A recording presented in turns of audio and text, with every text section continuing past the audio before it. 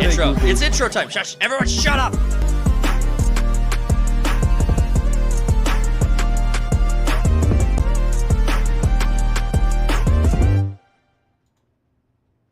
What's going on, all you main characters? Welcome back to the After Party. We just got done watching House of the Dragon Season 2, Episode 4. Whoa. Holy shit. Yeah, shit happens. This shit actually happens in this episode. Like, we finally picked up the momentum we were asking for, and honestly, this is more than I think I asked for. This is a lot more than I fucking asked for. So it's called Dance with Dragons. They be dancing, bro. They be dancing. The whole freaking episode, they basically be dancing. Okay, so as we're getting into like the show and talking about it, the first thing I want to point out by saying is the flashback thing with Damon, whatever the visions he's dealing with, I'm over it. I'm fucking over it. I get it. I like him. Every scene he's in, every moment he's on screen, I don't know if he's in a vision or not, and it's so irritating. It's so irritating. I just don't know. I don't know, and I don't have to. It doesn't have to be like a. It seems obvious to me when he is and isn't.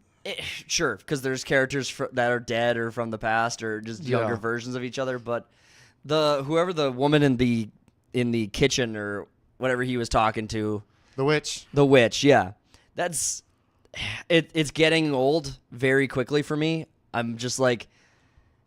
This is really overplayed. I'm like, I get it, but every scene he's in, it's something is tripping up his mind, and it's leading to some really cool. He's sleeping in a weirwood bed.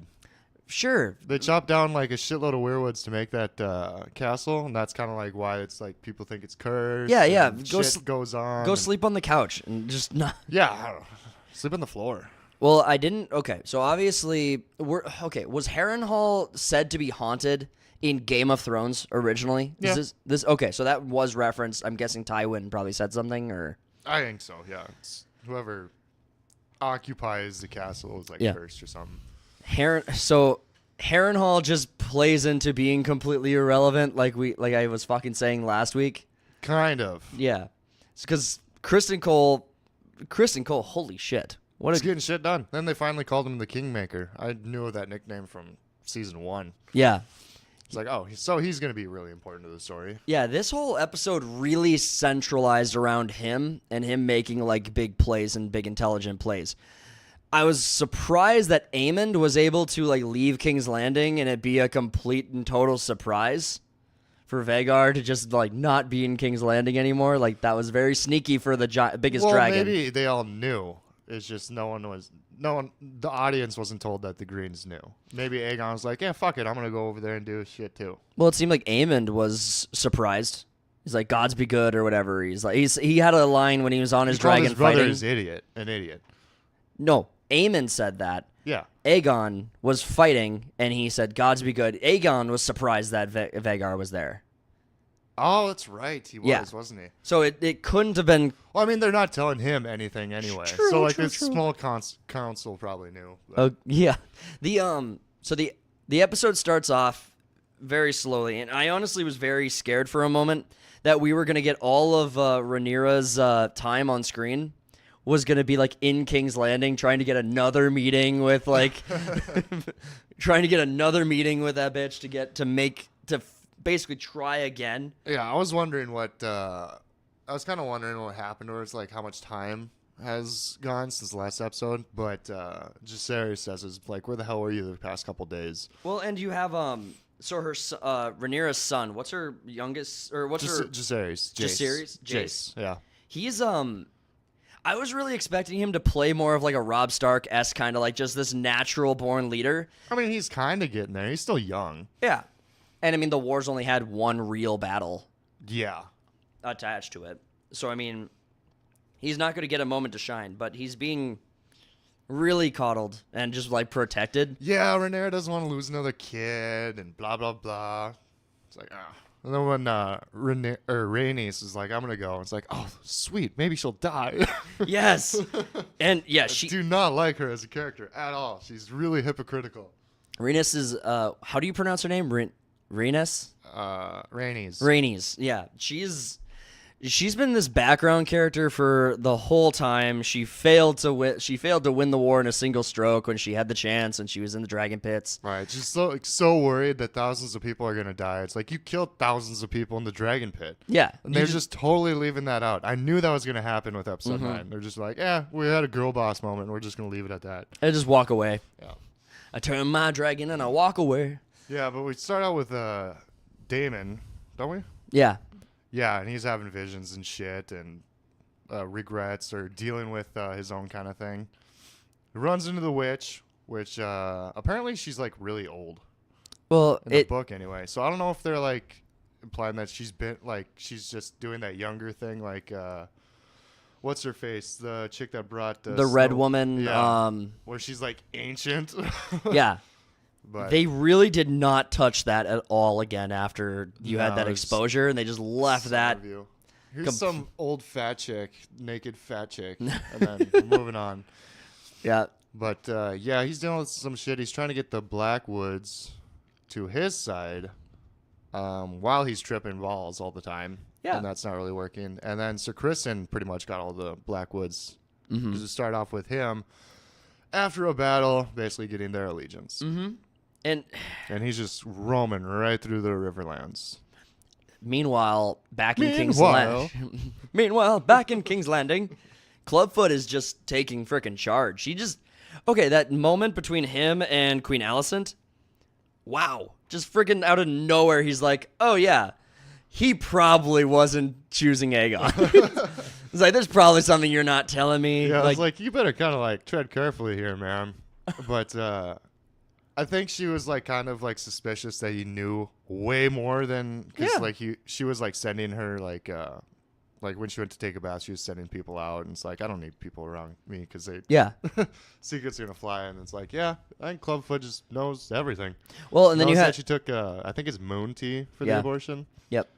Caught on to that, and then caught on to basically like, hey, Aegon was never supposed to be king, was he? Yeah, no. Dude, called that one out of thin air. Just that one really took me off guard, like because it really sets him up. I'm thinking he had some of those nuns on his payroll that were around there. Fair enough. He's got people everywhere. You're right. He's doing like a more efficient job of like, because you look at like Varys is like the master of whispers, like the spider in Game of Thrones, and so you kind of look at him as like the standard for this. But I never really think there's going to be someone better than the OG, right? The eunuch is just on point. Yeah, he's got nothing to distract him. He's got no dick. Yeah. Meanwhile, Clubfoot comes in. Are only cripples and people with dysformat or Yeah, everyone that's like kind of got a bad lot in life is the smartest ones in this universe. Yeah, I mean, because even when you had what was the Craven Who was the guy who took over as like Grand Meister after fuck, I have his name. It's tip of my tongue. Yeah, he was so he was rescued by like Robb Stark, and then he finds his way back to King's Landing somehow, right? And becomes in service of the Queen. I think it starts with a Q. But my point is that like Varys is the only real master of whispers you really see. And then this other guy comes in. I feel like it's Corvin something like that. But anyway, he comes in. He starts doing master of whispers things where he's giving kids candy. Candy. And he gives them candy and just like, come tell me all your secrets, kids.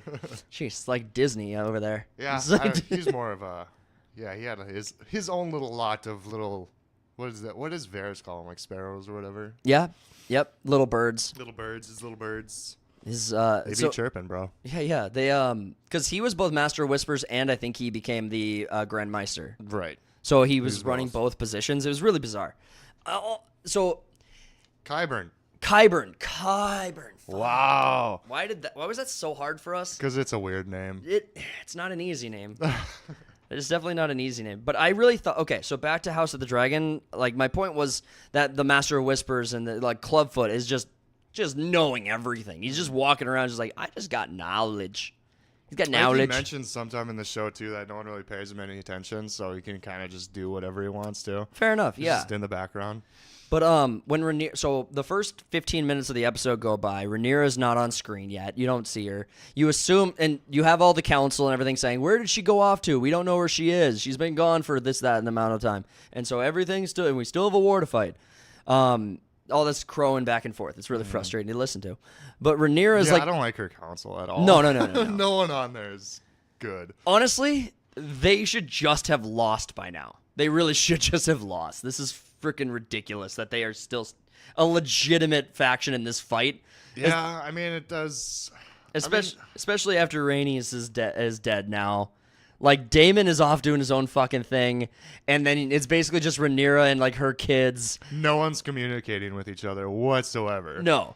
Meanwhile, you still have Vhagar just floating about, just killing shit. Aemon's king now, too. Aemon is king now, the one-eyed king. Baller. I mean, it's just like Rhaenyra's faction just should have lost already. They have not made a single move. They made one defensive move to defend a small, insignificant keep and lost. Yeah. And lost one of their big dragons, too. too. They took out the king, though. Yeah, I knew when he started drinking and whatnot, I'm like, oh, Aegon's gonna do something really fucking stupid. Right. But I mean, like, even if you look at it this way, Aegon being dead, Aegon being taken out, doesn't really change anything except for they lose a dragon. He's not like he was. They lose a small dragon, and the king is no longer really like a problem. Because the king has more been just kind of a nuisance and kind of in the way. Yeah, to his own council, they're just like not even like including him in the discussion. He's like, no, I really, really, really want Harrenhal. No, no one listens to me, mommy. I'm the king. I am the king. Yeah, and then you get the small council meeting, and Aemon's just like basically just throwing his balls on the table, and it's like, dude, we're doing this. What do you even like suggest we do? He's talking in Valyrian too. Yeah, and I think that's when Aegon kind of realized that he's like, maybe I'm kind of an idiot, or I'm just like not. I'm just not this kind of guy, because then he can't barely speak it. He speaks as well as I speak Spanish. Yeah. So I think that, okay, so maybe we should like recap the final battle. So the castle that was being besieged belongs to one of the lords of the council for Rhaenyra's team. Yes. Okay, they lost. So that's one box. That's another one down. Yeah, that's one box in the Greens camp, or one checkbox in the Greens camp. They lost Rhaenys and her large dragon. One of only two large dragons that they thought her and Daemon actually could have been good against. How big her dragon was. It was a large dragon and so like her and Daemon versus Vhagar might have been a fair fight. Right. So they lost the big dragon and the wisest member of their existing council so far, currently in the fold. True. So you lost a big dragon, you lost your wise council member, you lost a castle, and they lost all access to the main land. They were basically just Sir Criston was basically just going through taking out the entire bay. Exactly. Then you have Daemon, who is now on a psych trip. Yeah, he's doing mushrooms. With the only other large dragon loyal to Rhaenyra's faction. He's not able to gather an army, or at least it's appearing to be incredibly difficult. The story kind of narrates out for you that Harrenhal is more of a bane than a buff for your faction. Like holding Harrenhal appears to be something that's not going to do the Rhaenyra's faction any good. Rhaenyra is still on the back foot. And Vhagar has not only killed that dragon and all those other victories, but the king, Aegon, is actually out of the way now. The Greens are just taking the whole fucking court. Right. We're still actually basically assuming that Aegon's dead, because they show it's a backed off shot where you can't really see him. It's a really weird shot. But I'm assuming the way that we're acting that he's dead. Yeah. Honestly, if he came back, that'd be some level of plot armor that I wouldn't even want. Or he's just burned to shit anywhere the armor wasn't. Well, he'd just be sitting in it. He comes back and he's got broken back Bran falling from a tower legs. Yeah. He's got broken legs and shit, and he's stuck in a wheelchair, and he's the Gimp King. Maybe that could be. And then he becomes wise because he's like, oh yeah, if I don't straighten up, my brother's just gonna actually murder me, for real. They just straight up missed Rhaenyra and got Aegon. Yeah. It's like, all right. I'm not. You're Well, gonna be so blatant about it. I'm absolutely not at all convinced that he was even aiming for Rhaenyra. I don't think he was. Like, it didn't appear to me that he was aiming for Rhaenyra at all. Like, it seemed like Aegon was the only one in the shot. Yeah, he just wants to get him out of the way. Well, and I think Cole kind of picked up on it too, because I mean, it seems to be the case that Cole and Aemond kind of have an understanding. Yeah. Like, they both maybe respect each other, or that's kind of how it's playing out. I mean, I think in episode 1, they were basically planning out what they're doing now. Yeah. They were talking in front of that map or whatever, and Yep. Hightower caught him. Yeah. So it was so Aemond going and killing Aegon would be kind of epic, but it's not a problem for the Greens. It's actually like works out in their favor that they will have a decisive, tactical, powerful king. Yeah, I mean, Rhaenyra's still got more dragon riders on her side, because I think right now it's just Aemond and Helena. Right. That's, I mean, but I mean, they're taking all of the freaking Riverlands right now, so. yeah.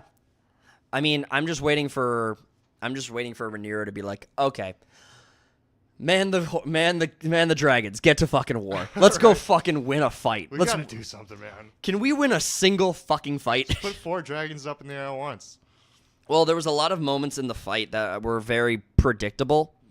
Like when Rhaenys when Rhaenys breaks away from Aemond in their dragon scuffle in the sky, you almost get the sense that she's maybe gonna win this fight, or at least be able to kill more of the enemy troops or something. Like, get something out of this fight. But well, I mean, her and her dragon are veterans. exactly. So you think they're gonna They're both old bitches. You think they're gonna do a little better than they did? First, so I brought this up. I mean, like, she took out thousands of troops. she maybe took out like 50. She killed more people in the dragon pit. Yeah. Or whatever. Like, hold on. Like, okay, we need to expand on this. Okay, so when we were watching the episode, I was like, why are all the dragons, especially the big dragons, flying overhead, super visible? Right, you should have been in the clouds, man. Yeah, you should have been either super high up and dive bombed. You should have gone around and flanked. You should have, like you're on the coastline. You could, ride the coastline and just stay low to the water and stay low to the ground so that the infantry can't retreat to the tree cover. And additionally, there's not a single dragon, I think, in this entire show that has ever, strafed over an army. Episode, or season 7, when Jaime Yeah. and Daenerys were, she's taking out the entire, she's going down the road, basically lighting everyone up. Yeah. Oh, So yeah, okay. there's one where it's getting them all in a straight line. Yeah. But, okay, so you pierce the enemy's line with your dragon's fire attack. Yeah. Instead of just, mowing all the way across the line. Go parallel with the line. Go parallel with the fucking line. Hit the tree line so they have nowhere to fucking run. I would be such a good dragon rider. I'd be like, first off, I'm going to fly as low as I fucking can at all times. You're never going to see me coming. I'm going to be a sneaky fuck. Snake. Sneaky fuck coming up on you. Yeah, and if she strafed that tree line, then gets her Kristen, too. Yeah. You would have gotten Kristen. You would have gotten the army. You would have cut off a large enough segment of the army that even if your dragon couldn't engage in battle, the archers from the castle might have had a chance of hitting a lot of them because they couldn't retreat to the tree line. Archers are like a machine gun. Those archers were goated. Those were god tier archers. Those were great. It's just one after the other after the other. They would have had a better chance if that dragon didn't fall on their castle. They would have had a shot. Couldn't you have died somewhere else? It's fall in the water. God damn it. Now we have to bury you. That's a huge hole to dig. So the battle itself was a little. We're Monday quarterbacking here, or Monday night quarterbacking. It's True. You can't. Maybe she didn't understand the where the battle was when she's approaching, which would make sense. She just needs to hit as hard as she can, as fast as she can to break the morale. She probably doesn't assume there's going to be a dragon on site at all. Right. Because none of the information that's been shared in the show suggests there's going to be a dragon there. Vegar showing up was like the win condition. It's like he's there, so they win. Mm-hmm. Honestly, it's that dragon is going to be. They just basically wanted to bait out a dragon, take one out. But I'll just say it this way: it's like if all of King's Landing and all of the Green's power was brought to bear against Rhaenyra and Dragonstone right now, yeah, it's a hard. I mean, you got hard loss for the Corlys's navy, though. Yeah, but what's a bunch of scorpions against one dragon? I mean, they got like 4 dragon riders. I think 3 on Dragonstone right now. Sure, but I don't even think they have a single scorpion. Not one on camera. None have been shown on camera. Like King's Landing has scorpions, you know that because you've seen them on camera. Right. But there's not been a single scorpion. I would assume they do. Right.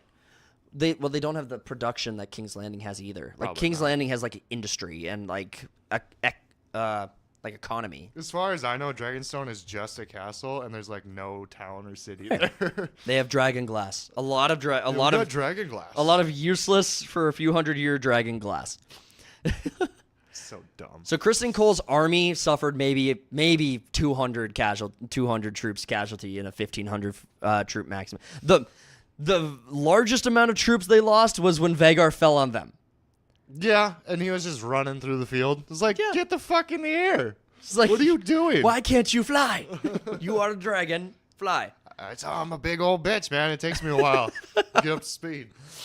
Daemon needs to show up like right now. There's whatever is going on in his head with the because all of this started from when he also tried to get that other house with that kid. I can't remember the faction is almost irrelevant because I mean, if he got them, the one with the old man that he's telling his grandkid to just go in there and kill him, take your inheritance. I think it's House Tully. Tully, yes. Tully. Tully. Yeah. The fish land or like the river land. Yeah. Samwell Tully, Tally. Okay. Tarly. Samuel Tarly? I'm fucking this up. I don't know. No. We're fucking this up. I'm confused. We're bad at this. We're not good. All I know is I think Catelyn Stark was from there. Yeah. I mean, Catelyn Stark was from there. That was that's why I'm getting the name mixed up because there's Tarly and there's Tully. But I think it's Tully. Well, the kid who showed up was kind of meh. It's very irrelevant. Very naive and dumb. Yeah, he might have been a dream too. We don't know. Dude, I just need the okay to get your men. That's all I need from you. Right. All I need is for you guys to kind of show up a little bit. But the kill your comatose grandfather. Yeah, can you kill him for me and we can just get this ball rolling? Yeah, let's get this going. Just grab his mouth and just be like, so they can have my bed. But if Daemon, okay, so we know a few things. The show has at least 2 more seasons? Like it's a 4-season show, or 4-season show, 8 episodes a season now. So we know it's not done. No, we got 4 more this season. Right. But if the entire show is just gonna be the Blacks losing every fucking fight, I'm a little over it. I'm like, can we have the Greens lose one freaking fight? Please. Yeah, I think I'm more for the Greens now. Wasn't really picking a side when the show was starting, but I don't know. Everyone just seems kind of dumb and just almost doesn't care to win on Rhaenyra's side, the Black side. Yeah, and Rhaenyra's council can't muster an army together. There's like 6 lords there, and it's like they don't have a single soldier to their name. Right. It's like, we need to muster an army. It's like, you were supposed to have the armies. She doesn't have an army. All of her men were in King's Landing when she wasn't there. They got 2,000 graybeards still coming down from Winterfell. Yeah, when are the dragons coming? Kind of thing. It's like when are the graybeards coming? When are the old men coming?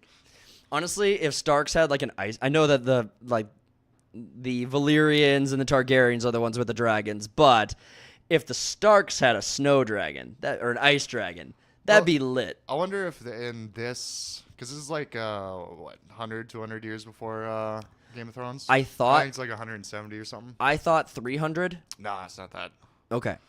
But, so the Starks, did they forget that they were all wargs? That they all could warg into animals? I don't know that I don't remember. I don't know that I thought that the Starks all have an ability to. Like in, I think there's it's either a theory or it was in the book that when, at the Red Wedding. Yeah. Robb Stark dies and he wargs into his wolf, and then his wolf gets beheaded, so he dies twice. Oh, that's fucked.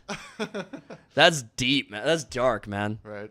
Well, I mean, I figure they just kill his wolf and then like, yeah, that if true, cool if Robb. cool if true, Cool if true. cool if true. That's awesome. That would have been sick writing. Yeah, Go Martin. Go George. Now we finally got a war going on, though. Yeah. Well, and And honestly, Rhaenyra's like, it's either I win or I die. So yeah, it's like, all right, maybe we're she'll in it finally now. get to fucking work. Right. And I mean, she wanted to go there. I was like, don't be dumb, bitch.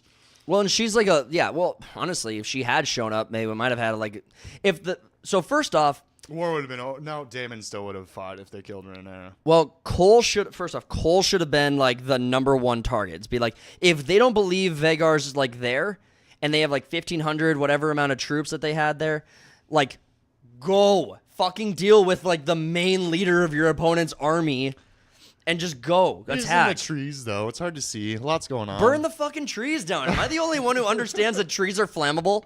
Yes. Am I the only person who knows that trees burn? Jesus.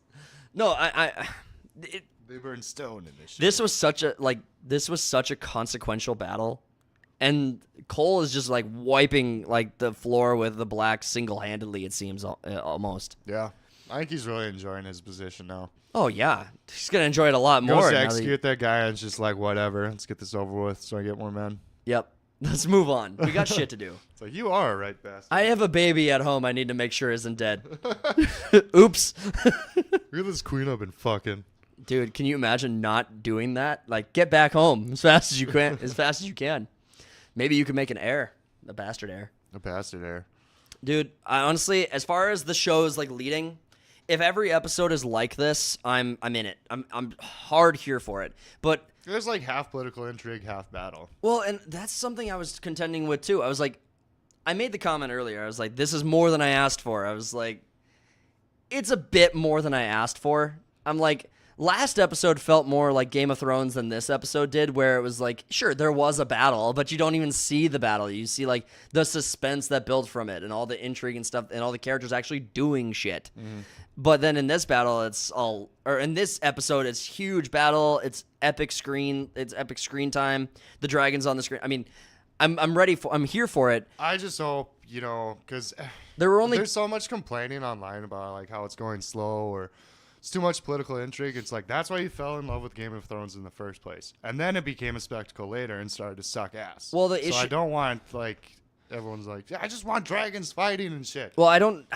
First off, like my issue with the slowness of it was that, and I don't actually think that the season 2 so far has been really quote unquote like Game of Thrones vibe is not really what I'm getting from it. Because in Game of Thrones, even in like the pilot episode, you are hard hooked. The White Walkers, the Starks, you're in it. You love these fucking characters. That's what I said last week too. It's like there's no mystery in this one. And there's no character to like love. I mean, you find some characters. I mean, I'm rooting for both Aemond and Daemon.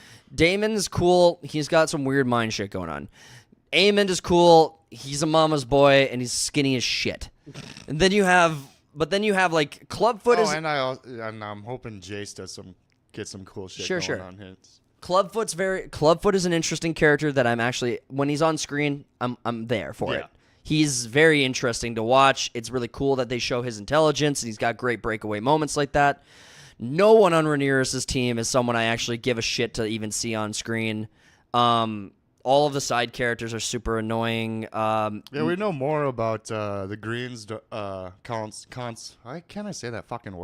council than we do about the Blacks. Like we just know, and then I think Corlys is going to be on there now. But like Otto Hightower's kind of cool. I hate his character, but he's I don't know. He brings a lot to the show, but I just can't stand his fucking character. I like him. All in all, I just think that the characters that are in this show that you are supposed to care about are only now starting to show why you're supposed to care about them. And so in the beginning of this season, I really just was... The reason I'm saying it was slow is because it was slow. It was really grindy. It was really trying to force drama into every point. It's like every single point had to be explored before the war could start. And that was getting frustrating. I'm like, I'm assuming battles, like small skirmishes and stuff, would have even lended like something to the show that wasn't there in the first 2 episodes. But I disagree. you just disagree? I like Contrarian bitch. Alicent and Aegon had a moment where Alicent was just kind of like, stop being a dumb fucking king. Yeah, just stop doing shit. Just do nothing. You think the crown just makes you have wisdom all of a sudden? That was kind of her like Tywin calling out Joffrey moment. Kind of, yeah. And even then it was... No king has to say is the king or whatever. Yeah.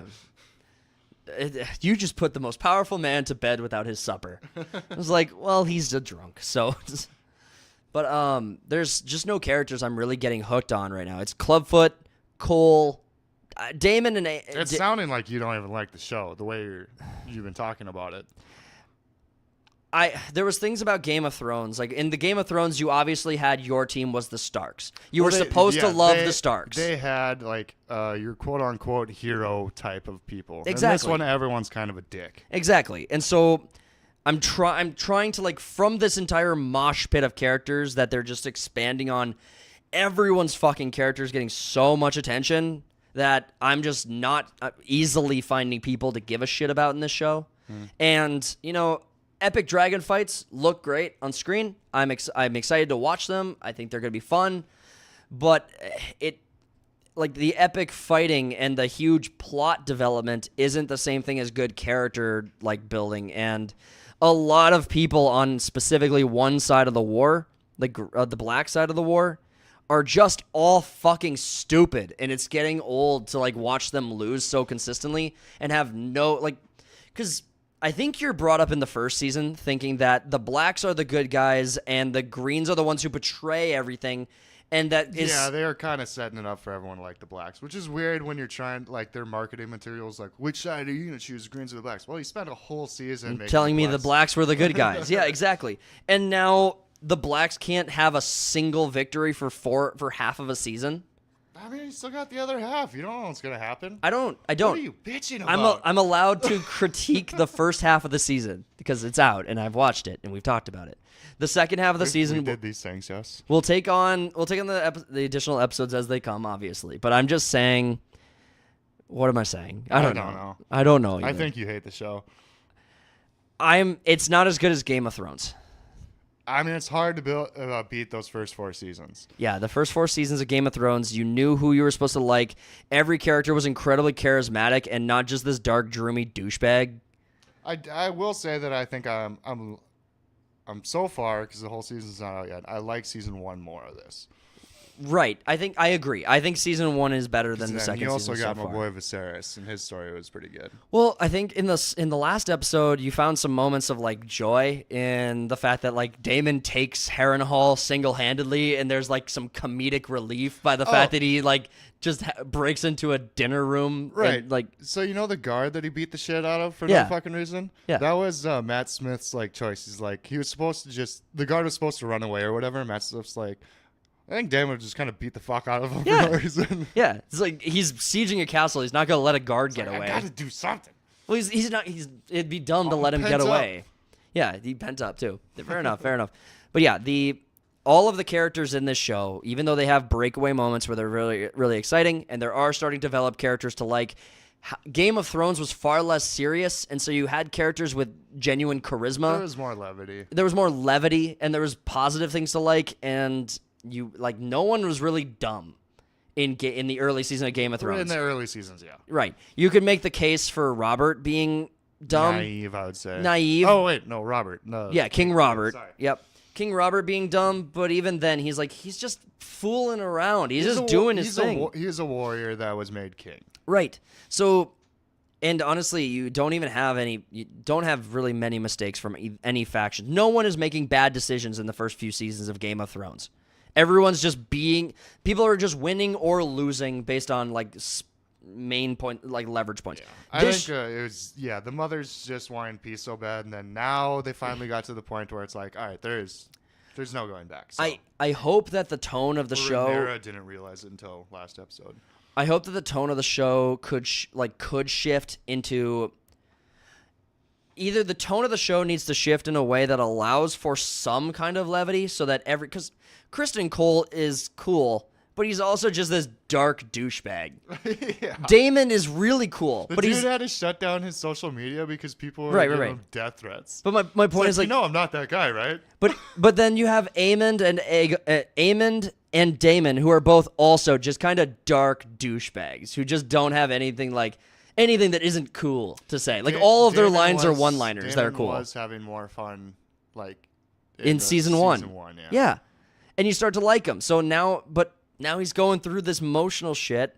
And I don't know, like what I would like to see is I hope he comes out of that with maybe I should be king kind of thing. What I would like in this show is for another setting to be introduced with another set of characters that could bring a lighter tone to the show. Something detached from the War of the Dragons. Well, one thing the Dance of Dragons. They should have put Mushroom into the show. He's a court jester midget, but I think they just didn't want to do the whole midget thing again. Yeah, it's been done. You'd only be able to see Tyrion. You'd only see Tyrion in that character. It's like, is this just part of like Game of Thrones? It's just like, is there going to be a popular midget every show?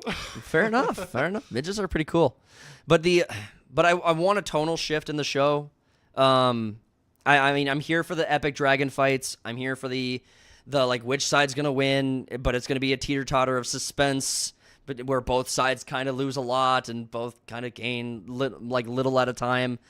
I need the show to lighten up a little bit, and I'm just not finding any characters to really care about that much. So you said I don't. I mean, yeah, I don't.